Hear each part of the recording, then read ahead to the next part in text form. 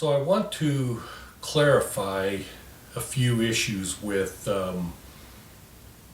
Sanatana Dharma or Hinduism, but these are just general philosophical things that run across all religions and faiths. But I wanted to clarify it, and of course, the issue with clarifying it is kind of strange because what I'm saying is this is what the truth is, but interestingly,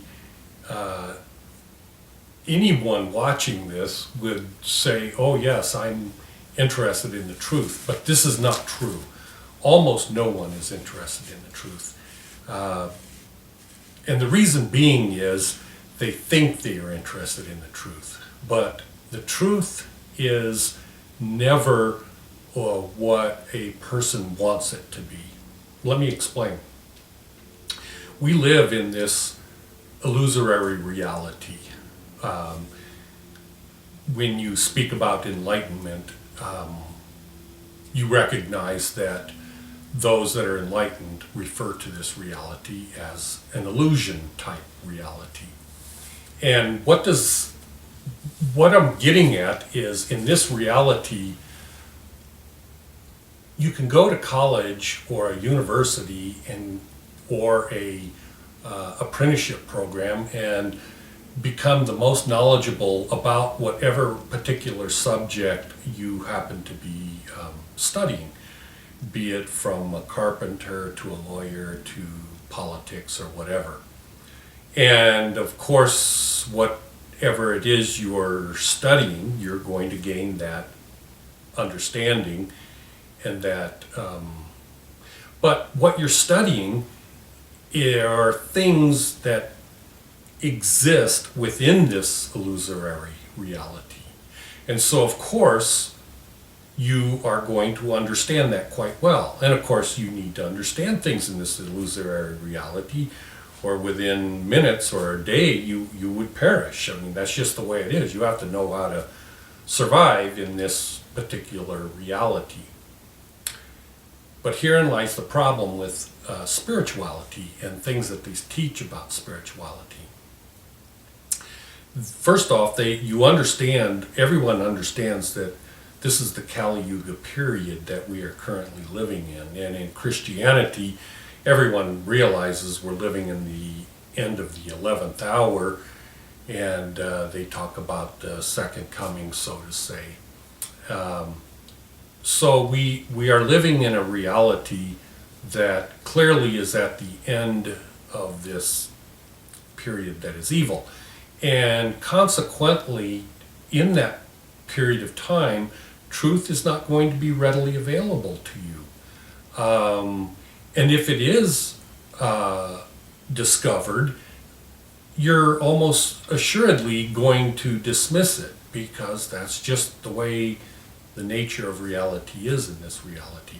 And that's why things continually to devolve into chaotic scenarios. So, getting back to the issue with Sanatana Dharma and the issues, what I'm referring to is, getting back to the college education thing or whatever. So with spirituality, you're not going to find that in a, shall I say, dedicated organization. You're not going to find it in the Vedas, you're not going to find it in the Bible, you're not going to find it in any organization that draws upon and attracts a lot of people, because the nature of this reality is to devolve. And so assuredly, no matter where you look, you're not going to find the truth. But when you do find it, because it does exist, I know it exists because I have found it. But when you do find it, human nature is to dismiss it. You're just not going to accept it, because it runs counter to what you think it should be. Now, getting back to Shiva, in the, call it mythology or call it truth, whatever you want to refer to it is, they call it the Trimurti or whatever, the triad, if you will, or you got Brahma, Vishnu, and Shiva. And a lot of people worship Shiva, or at least hold Shiva in high regard as the destroyer of evil in some cases, is the way they look at it. But first off, you cannot destroy evil. God cannot destroy evil. By even suggesting that someone can destroy evil clearly identifies that person as they don't understand what reality is. They don't understand the nature of evil. To even suggest or think that there is a way to destroy evil is believing in a lie, if you will. There's no truth to it. You cannot destroy evil. Evil is coexistent in the nature of true reality. I'm not talking about this illusory reality. I'm talking about the true nature of reality, where this particular reality emanates from. You can't destroy evil, because evil is simply put any ideas or actions or whatever that deviates from God. Anything that deviates from God is evil. Now, there could be different scales of evil, but clearly the most evil would be the most defiant, if you will, or the most divergent that you can possibly get from God. And in the ancient texts, that would be Shiva. So let's put this in terms that we can understand here. So let's say a husband and wife have 3 or 4 children, and their children are, some of them are adults and a couple of them are young. And then comes along a person that is like Shiva and murders your children and murders your wife. And then in reality, if it was Hinduism, we would be going, thank you so very much for murdering my children and my wife and just destroying my home, because now I can start all over again. Do you see the absolute craziness in that concept? First off, that would be the way it is. Now, there is another way of looking at it, which is the way God looks at it. And that is, you utilize what is coexisting, meaning evil. Evil exists no matter what, because, getting back, the non-duality is a commonly taught thing. Adi Shankara was the first person that misunderstood and was well published about Advaita being in misinterpreting not two as everything is one. Of course, that's not the truth.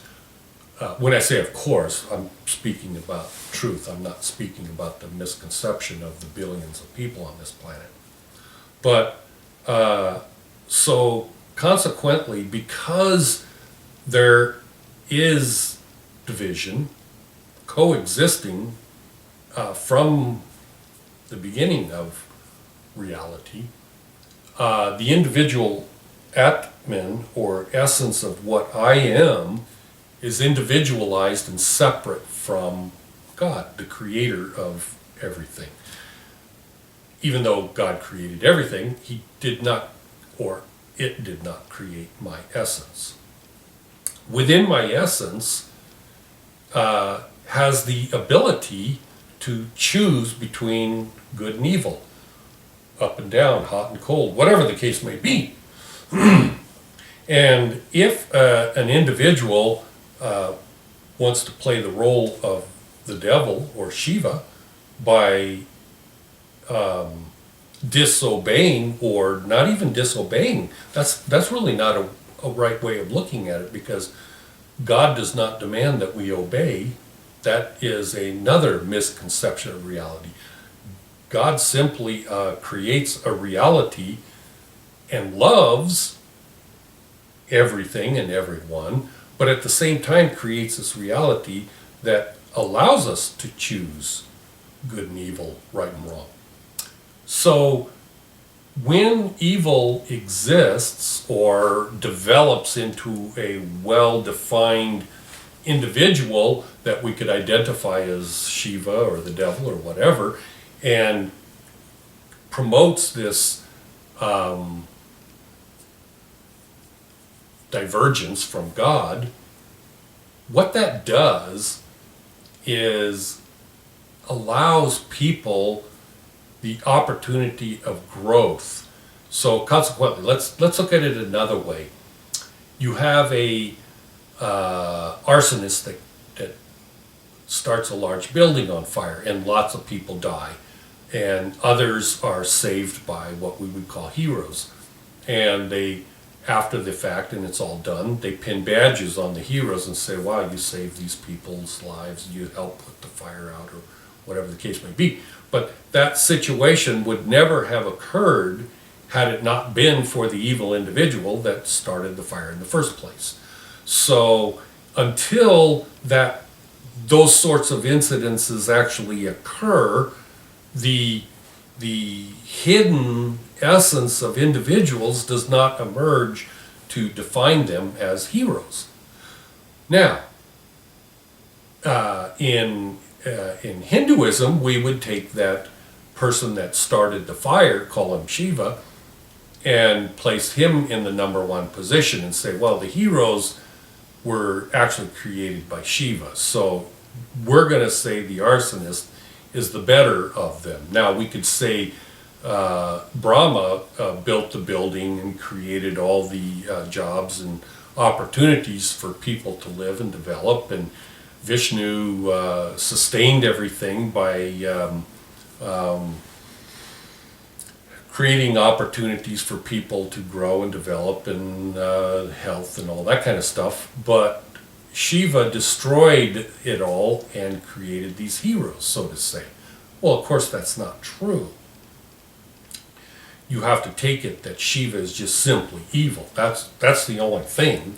And as such, the overriding grandeur of intelligence and wisdom of the absolute creator, God, Brahman, call it whatever you want, recognizes that heroes need opposition to create the hero in them. And so just lays it all out there on the table. So Vishnu created himself, or the devil created himself, just like you create yourself. And at some point, continuing to be divergent from God becomes more and more and more and more evil, and more and more and more and more divergent. Meaning, in the end, Vishnu wants the Atmans, or the essences of everyone, to worship him rather than worship God. Now, I don't even like the word worship, actually, because that gives me a negative taste in my mouth. Rather than worship, I would say love, but it's difficult to understand the nature of love, or the nature of love as directed toward your God or your creator. It is something very similar to the love that a parent might have for a child, but not necessarily the love that a child has for the parent, because until the child is well developed, that love is a blind love rather than a true love. Because as the child grows up, the parent does not change the love for the child. The only difference is the child is starting to develop and is learning more things, and then when the parent says, absolutely not, you can't do that, Now, whatever that reason might it be for the safety of the child, or it might be for the safety of the rest of the family or other people. And then the child becomes angry and eventually hates the parent. So clearly the love of the child when it's 1 year old, you cannot say that is true love for the parent. No, that's because true love is not contingent upon issues that might arise.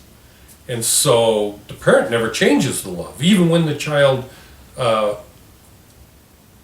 refuses or revolts so strenuously that maybe it even murders one of the other children in the family.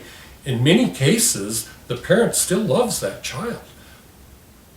Has to put him in prison because the child is unrepentant, and so, I mean, the only safe thing to do is put that child in prison so it doesn't murder anymore.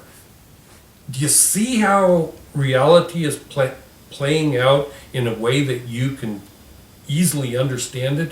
But because of cognitive dissonance over the tens of thousands of years, we've been brainwashed and taught to worship the murderer, which is Vishnu. And Vishnu deviates from God the Father, just like a child deviates as it grows up and doesn't like the discipline that the parent is saying, no, you need to do this because of this, and you revolt or whatever. It's no different. Getting back to the nature of evil, the reason evil can't be destroyed, it's actually evil to suggest that someone should eliminate evil. It is evil to even make that suggestion, because think about reality as it exists, and the absolute God the Father, Brahman, or whatever has created everything, and clearly evil exists unless you're so deluded in the mind that you believe in non-duality and everything is the same. But short of that, evil does exist. And as such, how can it be construed that God, the creator of all reality, is so stupid and inept that he didn't eliminate evil? So clearly there is a purpose to allow it to coexist and to suggest that it shouldn't exist, or to even give any kind of appreciation or credence towards someone that says they're going to eliminate evil. It's like, well, clearly you are not abiding by the love that God has put out there that allows this sort of thing to exist. You can segregate evil out of what you want to be associated with, but the wanting of segregating it out, again, is a choice. In other words, you're choosing for yourself, I don't want evil, and I don't want it in my life. That means you are on the path to being one with God, whereas the opposite is on a divergent path. So this is all very difficult to explain, because the Vedas, the Bible, everything is corrupt. You're not going to find the truth, as I said, in any organized system, because we live in a world where truly the God is Lucifer. I mean, even Jesus made that crystal clear. So you're not going to find the truth. I'm telling you the truth, but you're not going to accept it, and you're not going to believe me, because that is just the nature of how we live in this particular reality. Anyways, thank you very much for watching and enduring, and thank you.